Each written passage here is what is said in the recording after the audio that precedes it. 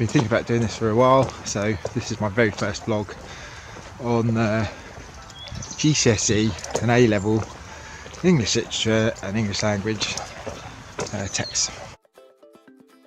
Okay, so we're going to look at the assessment objectives for the AQA GCSE English Literature. AO1, Assessment Objective 1, wants students to reference the text to support their personal points and develop a critical style across the response. AO2 wants students to analyse language, structure and form with a particular focus on using relevant subject terminology where appropriate. AO3 wants students to look at the contextual linkage of when the text was written to what the message of the author is, and then the modern day contemporary readership and their response to that particular text. And then AO4 is just about the way that you're actually responding, making sure that you're using accurate spelling, punctuation and grammar.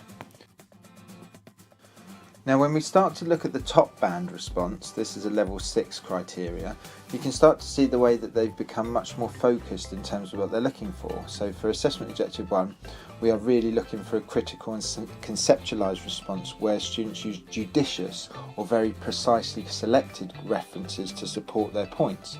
Now for Assessment Objective 2, it wants you to analyse the writer's methods and use subject terminology, and that's brilliant for language analysis.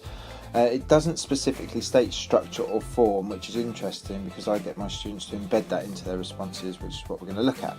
And then for Assessment Objective 3, it really wants you to look at the contextual factors and influences on the author or writer.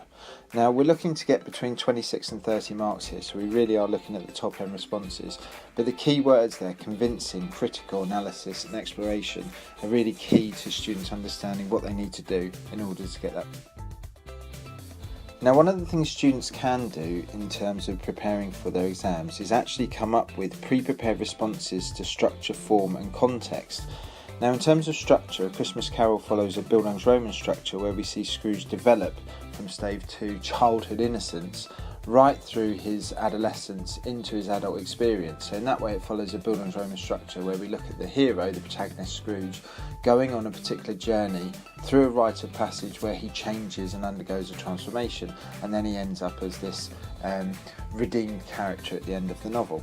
Now on the left hand side of the screen you can see that in sort of note form, and on the right hand side of the screen you can see the way that that's been connected with reference to the text, and that type of response is what students should be going through in their mind in the build up to exams, in terms of, right, I've got something to say, it's well referenced, it's looking at Assessment Objective 1, it's looking at Assessment Objective 2 in terms of the analysis of language, and then in terms of the context it's starting to actually link to what Dickens's message was and what he was trying to do.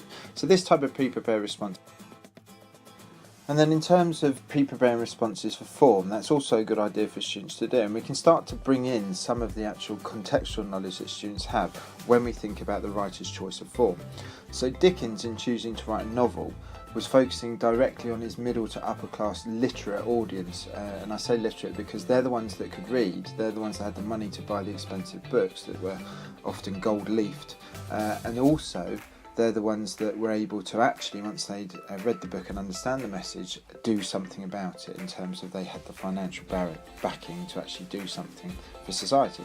So on the left hand side of the screen we've got some ideas about things that I can include in my response, and on the right hand side of the screen you can see the way that that's developed into actually referring to other things in terms of what Dickens was intending to do with his book.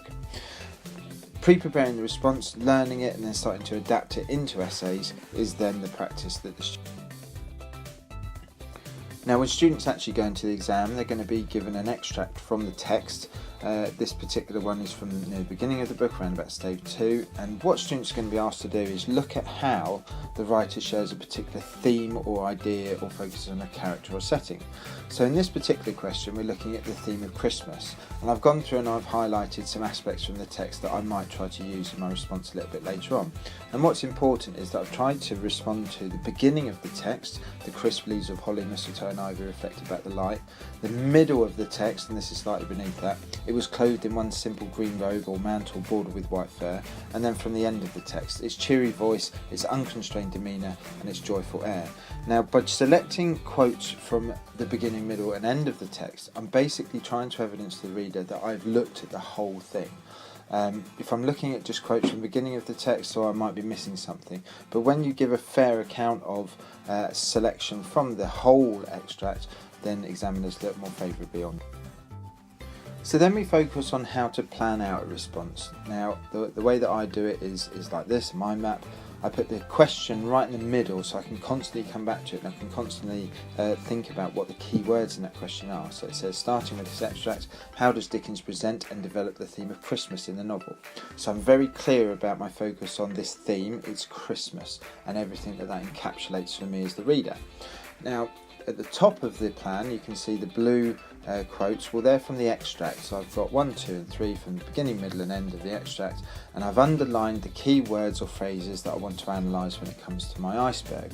Now on the bottom of the plan in green, I've then got more general comments or quotes from across the whole text. Now these can be linked to a number of themes, a number of characters, a number of ideas, so they are quite general, but they seem to fit this particular question quite well. So quote number 4 on the page says, what shall I put you down for? Nothing, Scrooge replies. That's from right at the beginning of the text in a conversation with the charity workers who come in looking for a donation. And what we see about Scrooge is that he is really not interested in helping, and he sees no moral responsibility to help those less fortunate than himself. Now by the middle of the book we start to see this reflection change in Scrooge, and this is quite a nice quote because it just so happens that it's about the Christmas carol singer that appears at Scrooge's door. By the end of the novel, the final quote, and therefore I'm about to raise your salary, is aimed at Bob Cratchit and actually financially changing Bob's circumstance for the better and supporting Bob's family, the Cratchits.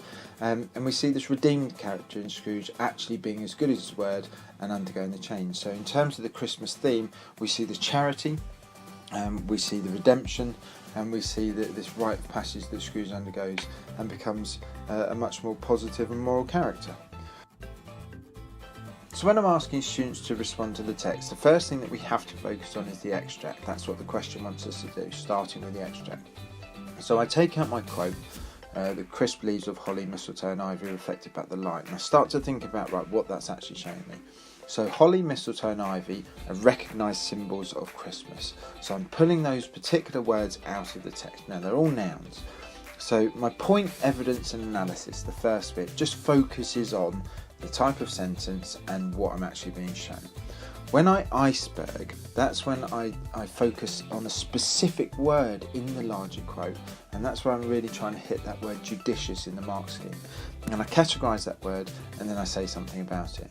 And then finally, with my evaluative comment, I start to weigh up the effect of this. So in this particular response, I start to look at the change that it presents with Scrooge.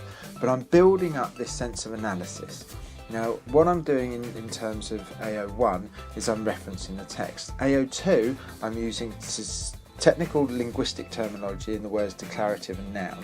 And then with AO3, I'm starting to actually think about the role of the reader in terms of responding to the text. So I'm trying to hit all of the assessment objectives each time I do one of these types.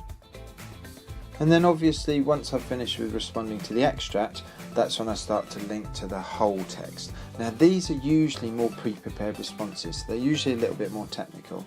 In terms of the PEA, I'm looking at the interrogative and the exclamative, so I'm really showing a wider understanding of language.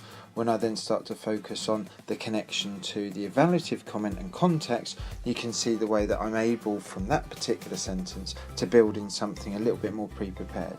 So this is where I start to shine in terms of my essay. Once I've analysed the extract and I've got that hard work out of the way at the beginning of the exam, this is when I start to bring in my pre-prepared knowledge that I know I'm going to be successful with.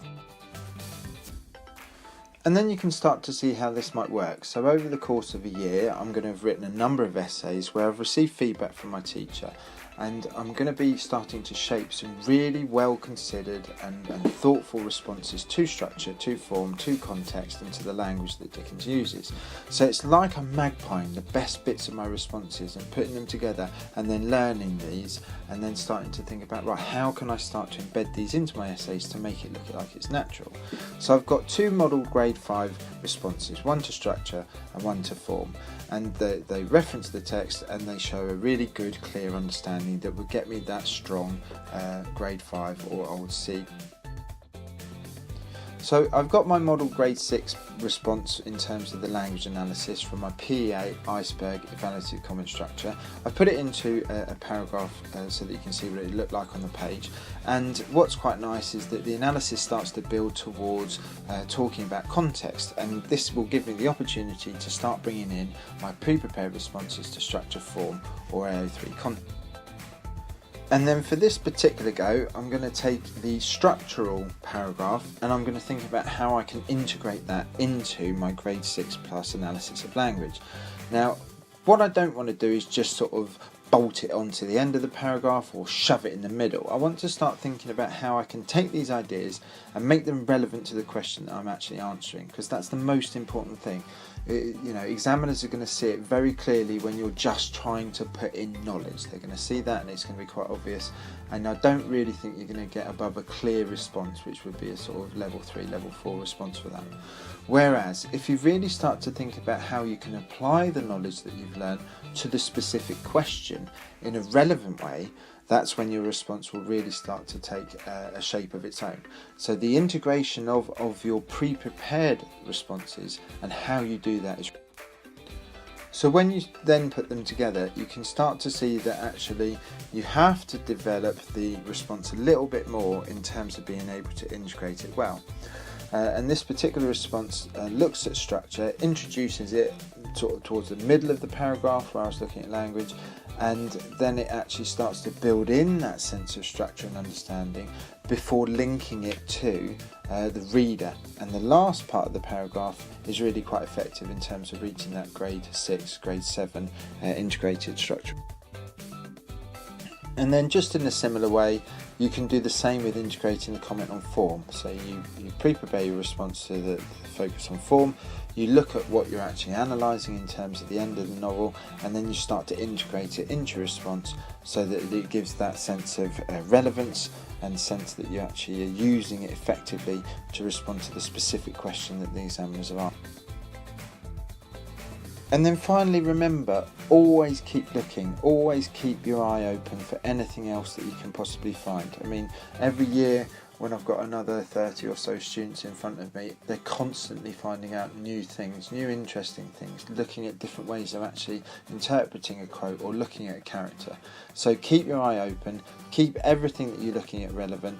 Use the GCSE websites that I'm sure your school has been supporting your learning with, and really try to get to grip with what's important and what's interesting to you and how you can use that in a response.